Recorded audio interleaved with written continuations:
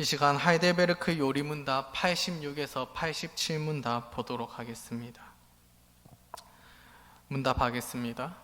우리의 공로가 조금도 없이 그리스도로 말미암아 오직 은혜로 우리의 죄와 비참함으로부터 구원을 받았는데 우리는 왜 또한 선행을 해야 합니까? 그리스도께서 그의 보혈로 우리를 구속하셨을 뿐 아니라 그의 성령으로 우리를 새롭게 하여 그의 형상을 닮게 하시기 때문입니다. 이것은 우리가 모든 삶으로서 하나님의 은덕에 감사하고 하나님께서 우리를 통해 찬양받으시기 위함이며, 또한 우리 각 사람이 그 열매로서 자신의 믿음에 확신을 얻고 경건한 삶으로서 다른 사람을 그리스도에게 인도하기 위함입니다. 감사치도 않고 회개하지 않는 삶을 계속 살면서 하나님께로 돌이키지 않는 사람들도 구원을 얻을 수 있습니까? 결코 구원을 받을 수 없습니다. 성경은 음란한 자, 우상 숭배자, 간에 많은 자, 도둑질하는 자, 탐욕을 부리는 자, 술 취하는 자, 욕하는 자, 강도질하는 자나 그와 같은 죄인들은 하나님 나라를 유업으로 받지 못한다고 말씀합니다. 선행은 필수적인가? 라는 제목으로 함께 하나님의 말씀 나누겠습니다. 하이델베르크 요리문답은 총 3부로 구성되어 있습니다. 이 문답을 한번 띄워주시겠습니까? 이 문답을 보면 이 하이델베르크 요리문답이 어떻게 구성되어 있는지를 초장에 설명하고 있습니다. 먼저 1부에서는 죄와 비참함을 이야기합니다. 나의 죄와 비참함이 얼마나 큰지를 알아야 합니다. 빚이 없다고 생각하는 사람에게 빚을 갚아주겠다는 말은 어불성설인 것입니다. 죄가 없고 죄로 인한 괴로움과 비참함이 없는 사람에게 죄인의 구주는 필요가 없습니다. 그렇기 때문에 내가 죄인이고 죄로 인하여 비참한 존재고 영원하신 하나님과 교제할 수 없고 영벌을 받을 존재이며 죄로 물든 이 세상에서 참된 위로 없이 나그네 길을 괴로움으로 살아가야 한다는 사실을 먼저 알아야 합니다. 2부에서는 무엇을 다룰까요? 2부에서는 우리가 어떻게 구원받는가를 다룹니다. 죄와 비참함을 먼저 알아야 그 죄와 비참함에서 벗어날 필요성을 깨닫게 되고, 그렇다면 이제 그 필요성을 어떻게 충족하느냐, 다시 말해서 어떻게 구원받느냐를 2부에서 다룹니다. 그래서 복음을 믿음으로 구원받게 된다라는 것을 2부에서 다루게 됩니다. 그리고 마지막 3부에서는 그러한 구원을 주신 하나님께 어떻게 감사의 삶을 살아가는가를 다루는데, 오늘 본문인 86문답부터 바로 이 3부에 들어가게 됩니다. 그래서 오늘 본문부터는 이미 구원받은 사람을 향해서 주시는 하나님의 말씀입니다. 그래서 이 3부를 보면서 구원받지 못한 자들에게는 이 삶의 필요성이 없을 수 있습니다. 그러나 죄와 비참함을 깨닫고 죄와 비참함으로부터 구원의 은혜를 누린 자라면 그 은혜 때문에 감사의 삶을 하나님께 드리기를 원하고, 그 원하는 사람은 어떻게 살아야 하는가를 가르쳐 주는 것이, 다시 말해서 신자의 삶이 어떠한가를 자세히 가르쳐 주고 있는 것이 이 3부의 내용입니다. 함께 살펴볼 때에 구원의 은혜와 감격을 아는 자들로서 하나님의 기쁘신 뜻을 따라 살아가는 우리가 되기를 소원합니다. 이제 본격적으로 설교를 시작하기에 앞서 질문을 하나 드리겠습니다. 선행은 필수적입니까? 오늘 설교의 제목이기도 하지요. 선행은 필수입니까? 마음속에 손들라고 하지는 않겠습니다. 마음속에 대답을 한번 정해 보십시오.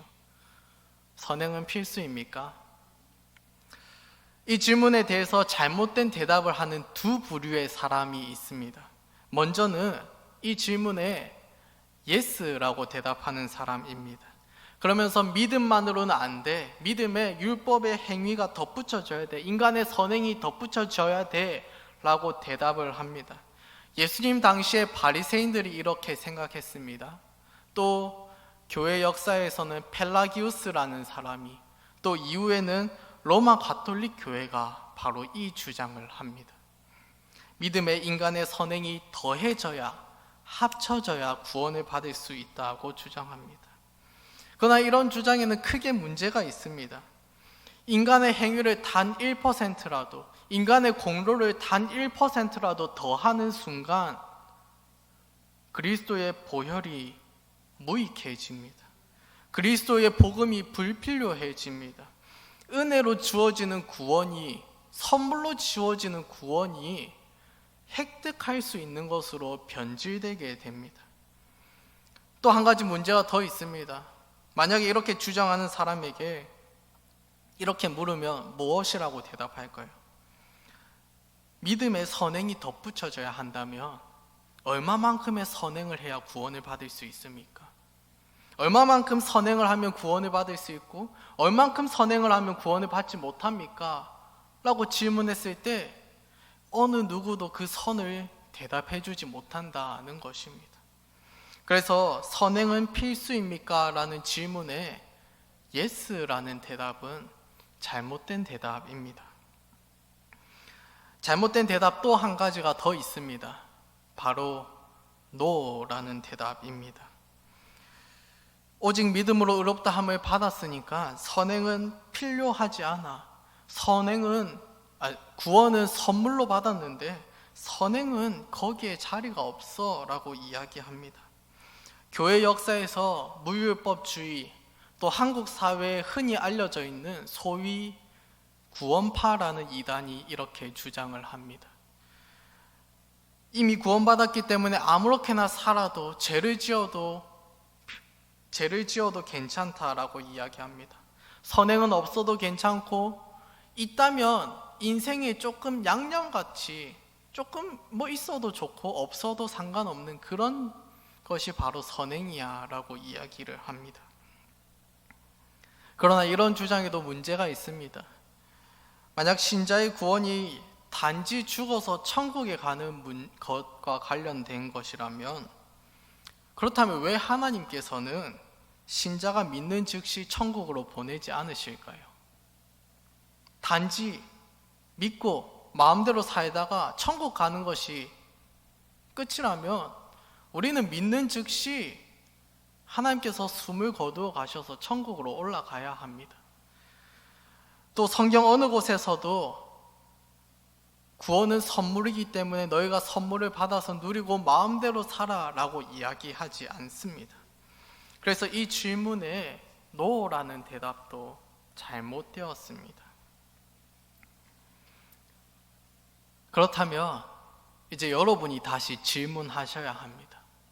선행은 필수입니까? 라는 질문에 yes도 no도 잘못된 대답이라면 도대체 무엇이라 답해야 합니까? 라고 여러분이 저에게 되물으셔야 합니다.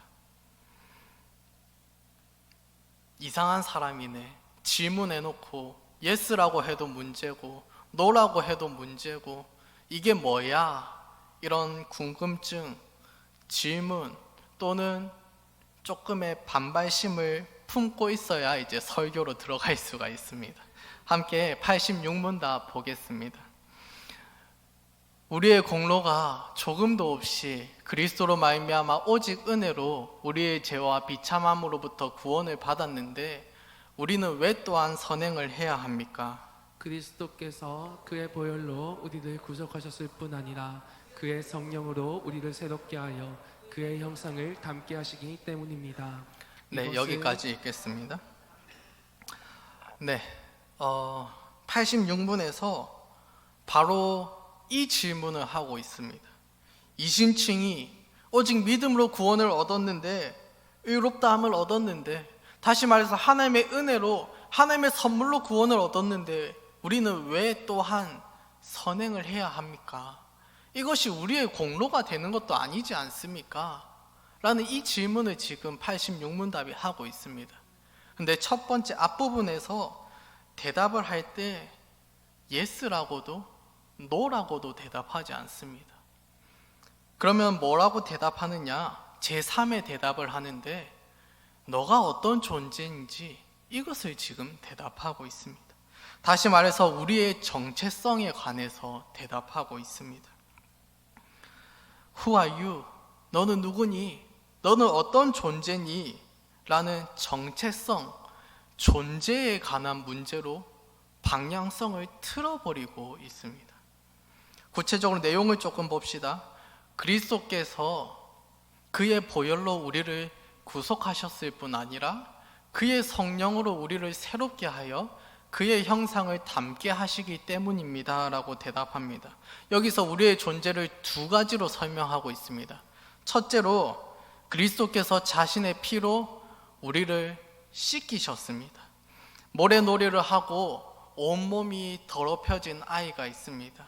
그 아이를 부모님이 데려가서 깨끗하게 목욕을 시킵니다. 새 옷을 입힙니다. 그런데 그 아이가 다시 모래 속으로 들어가고 진흙 속으로 들어가고 물 웅덩이를 첨벙첨벙 한다면 그 부모의 씻김이 헛되게 되는 것입니다. 먼저 우리가 이처럼 그리스도의 보혈로 깨끗하게 씻음 받은 존재라는 사실을 기억해야 합니다. 그런데 단지 이것만을 이야기하지는 않습니다. 또 하나를 덧붙이고 있는데요. 둘째로 완전히 새로운 존재가 되었다라는 것을 이야기합니다. 그의 성령으로 우리를 새롭게 하여 그의 형상을 담게 하시기 때문입니다 라고 이야기합니다. 우리는 성령님으로 인하여서 새롭게 된 존재입니다. 하나님의 형상을 회복한 존재입니다. 이것을 우리가 잘 아는 고린도후서 5장 17절이 이렇게 표현하고 있습니다. 함께 읽겠습니다. 고린도후서 5장 17절입니다. 함께 읽겠습니다. 그런즉 누구든지 그리스도 안에 있으면 새로운 피조물이라 이전 것은 지나갔으니 보라 새 것이 되었도다. 아멘. 믿음으로 구원받은 순간 단지 우리가 깨끗해진 것이 아닙니다. 단지 우리가 깨끗해지기만 했다면 우리의 죄악된 본성 때문에 또 우리는 다시 죄를 지을 수밖에 없습니다. 그런데 단지 우리를 씻기시기만 한 것이 아니라 존재 자체를 바꾸셨다는 것입니다. 죄악된 본성을 싹 갈아엎으셨다는 것입니다. 우리 안에 내주하시는 성령님께서 우리를 새롭게 변화시키신 것입니다. 다시 말해서 죄인인 우리는 죽고 이미 죽었고 하나님의 형상을 따라서 재창조된, 새롭게 창조된 새로운 피조물이 되었다라는 것입니다. 이것이 바로 우리가 선을 행할 수 있는 이유입니다. 우리의 능력으로는 여전히 죄악된 본성이 있기 때문에 선을 행할 수 없지만 우리 안에 내주하시고 우리를 날마다 새롭게 하시는 성령님의 능력을 의지할 때에 우리의 존재로부터 선이 나오게 된다라는 것입니다. 그래서 선행은 그리스도인의 정체성의 문제입니다. 그리스도인은 어떤 존재냐 이렇게 물었을 때 바로 그리스도인은 선을 행하는 존재입니다 라고 자연스럽게 대답하게 되는 것입니다. 종교개혁자 마르틴 루터는 이것을 이렇게 표현했습니다. 함께 한번 읽어보겠습니다. 신앙은 선행을 행해야 하는가 묻지 않고 묻기 전에 이미 선행을 행했으며 또한 부단히 행하고 있다. 참 멋있는 표현입니다. 제가 이 표현을 참 좋아해서 저의 카톡 프로필 소개에 이 글을 써놓기도 했었습니다.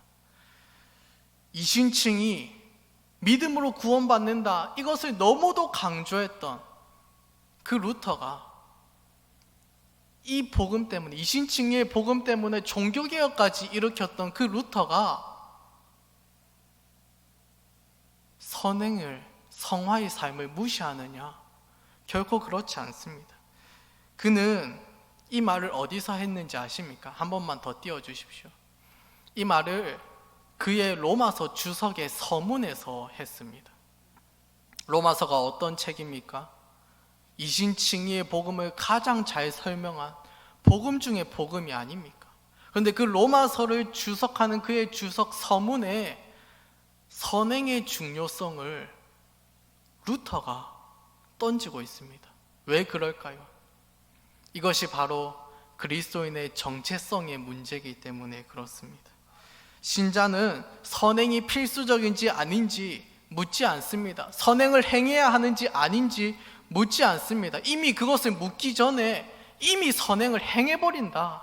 이것이 바로 신자의 모습이다 라고 루터가 얘기하고 있는 것입니다. 포도나무는 포도 열매를 맺기 마련입니다. 실하고 알찬 열매를 맺느냐, 조금 상품 가치가 떨어지는 열매를 맺느냐의 문제는 있을 수 있지만, 그러나 포도나무가 결코 다른 열매를 맺지는 않습니다. 또 결코 포도나무 아닌 다른 나무가 포도 열매를 맺지도 않습니다. 마찬가지입니다. 그리스도인 안에 내주하시는 성령님께서 그리스도인은 자연스럽게 일평생 선행을 하며 살아가도록 가꾸어 가십니다. 그리스도인은 구원 때문에 선행하지 않습니다. 우리가 선행을 한다고 구원에 무엇인가 덧붙여지고 선행을 하지 않는다고 구원이 취소되지는 않습니다. 왜냐하면 변치 않으시는 그리스도께서 우리의 구원을 이미 확정하셨기 때문입니다. 그러나 우리의 존재성 때문에 우리가 이미 씻김 받았고 우리가 새로운 존재로 창조되었다는 우리의 그 존재 자체로부터 우리의 선은 뿜어져 나온다는 것입니다. 사랑하는 성도 여러분, 그렇지만 여전히 죄를 지으며 살아가십니까? 네, 물론 그렇습니다. 이 설교를 하고 있는 저 역시도 이런저런 죄를 지으면서 살아갑니다.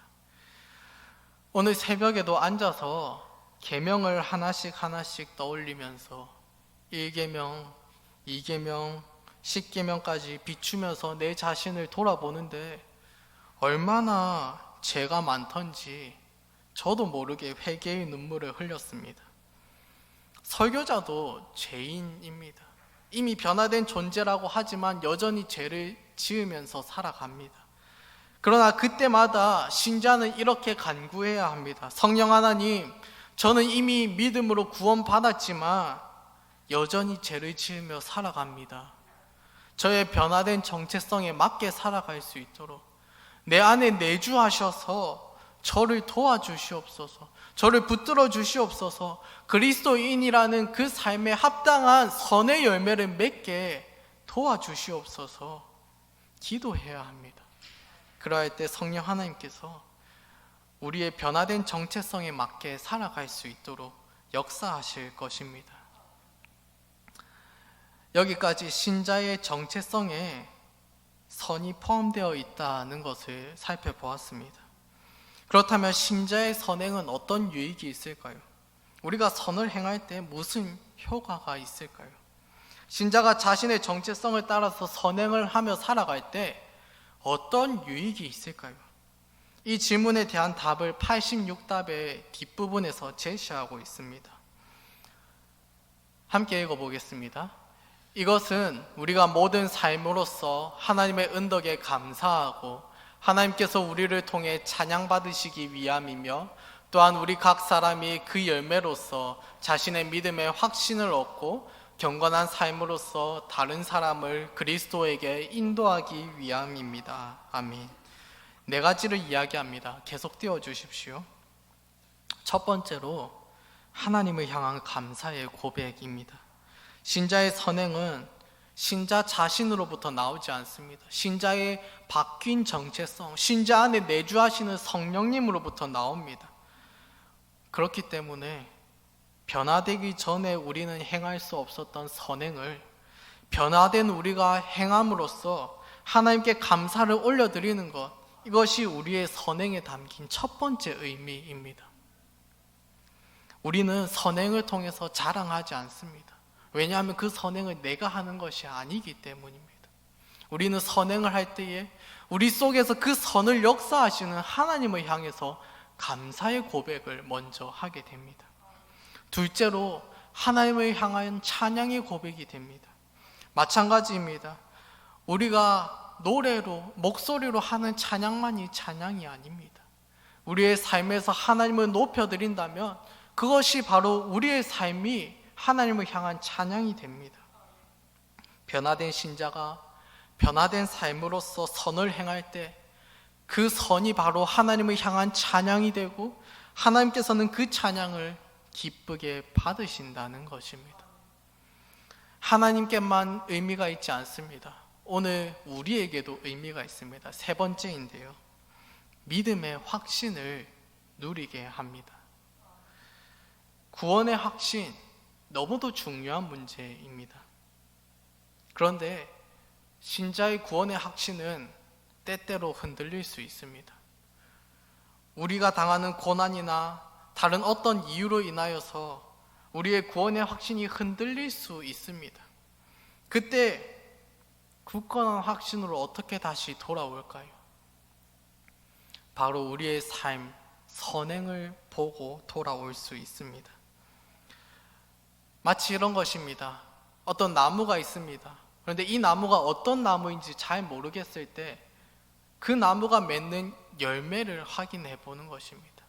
그 나무가 포도 열매를 맺는다면 포도나무구나, 사과를 맺는다면 사과나무구나 라고 판단할 수 있는 것처럼 우리의 믿음의 확신이 흔들리는 순간에 그때 우리가 지나온 삶을 살아오면서 행해왔던 이 선행을 돌아보면서 하나님께서 이 선의 열매를 맺게 해오셨는데, 그렇다면 나는 선의 열매를 맺는 선한 존재구나, 새로운 피조물이구나, 나는 구원받은 존재이구나, 믿음의 확신을 거기서 다시 되찾게 된다는 것입니다.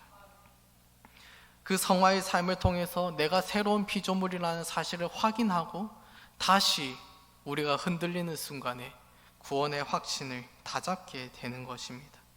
마지막 네 번째로 불신자를 그리스도께로 인도하게 됩니다. 신자는 불신자와는 차원이 다른 선을 행해야 합니다. 경건한 삶을 살아냄으로써 불신자들이 그 신자의 삶에 관심을 가지고 궁극적으로는 하나님께 관심을 가지도록 이끌어야 합니다. 로마 제국이 초대교회를 그렇게 극심하게 핍박했습니다. 그런데 그때 초대교회의 성도의 수가 줄었느냐? 오히려 정반대로 기하급수적으로 늘었습니다. 많은 교회 사가들이 그 이유를 여러 가지로 꼽습니다. 한 가지 이유만은 아닙니다. 그러나 공통되게 꼽는 한 가지가 있다면 그것은 바로 초대교회 성도들이 보여준 신실한 삶이었습니다. 문란했던 로마의 성문화, 그 목욕탕 문화, 혼탕 문화, 그런 모든 문화를 배척하고 순결하게 살았습니다. 계급이 존재하는 신분제 사회에서 모든 사람을 하나님의 형상으로서 인격적으로 존중하며 대했습니다. 전염병이 돌 때 죽음을 무릅쓰고 병자들을 돌보았습니다. 신자는 구원의 확신이 있었기 때문에 죽음을 두려워하지 않고 전염병 속에서도 이웃을 돌아보았습니다. 또 그들이 병에 걸려서 죽었을 때 아무도 치우려 하지 않아서 혹시 그 시체로부터 병이 옮을까 싶어서 그 시체가 길거리에 쌓여갔을 때 그때 신자들이 그 시체를 치우고 장례하며 그렇게 죽음을 두려워하지 않는 삶을 보여주었습니다. 이처럼 불신자와 다른 신자의 삶을 보고 많은 사람들이 하나님께로 나왔습니다. 초대교회 성도들의 숫자가 정확하게 알 수 없지만 비교할 수 없을 만큼 사회 곳곳에 퍼져나갔습니다. 마찬가지입니다. 이처럼 불신자와 다른 오늘 우리의 선행을 보고 그들이 우리의 삶을 보고 하나님께로 돌아오게 된다는 것입니다. 정리하자면 네 가지 유익이 있습니다. 우리의 변화된 정체성을 따라 선의 열매를 많이 맺을 때 그것이 하나님을 향한 감사와 찬양이 되고, 우리 자신은 구원의 확신이 흔들릴 때 우리의 정체성을 확인하게 되는 증표가 되며, 또한 믿지 않는 자들은 그것을 보고 하나님께로 다시 돌아오게 된다는 것입니다. 이어지는 87문답에서 변화된 신자의 열매가 없는 사람에 관해서 묻습니다. 87문답입니다. 감사치도 않고 회개하지 않는 삶을 계속 살면서 하나님께로 돌이키지 않는 사람들도 구원을 얻을 수 있습니까? 결코 구원을 받을 수 없습니다.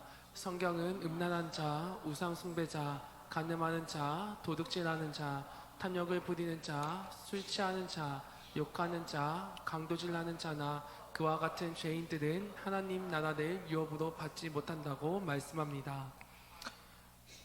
87문답에서 질문합니다. 감사치도 않고 회개하지 않는 삶을 살면서, 다시 말해서 하나님께로 돌이키지 않은 사람은 구원을 받을 수 있습니까? 답은 당연히 그럴 수 없습니다 인데, 그 뒤에가 굉장히 독특합니다. 음란한 자, 웅상숭배자, 간음하는 자, 도둑질하는 자, 탐욕을 부리는 자, 술 취하는 자, 욕하는 자, 강도질하는 자나 그와 같은 죄인들은 하나님 나라를 유업으로 받지 못합니다.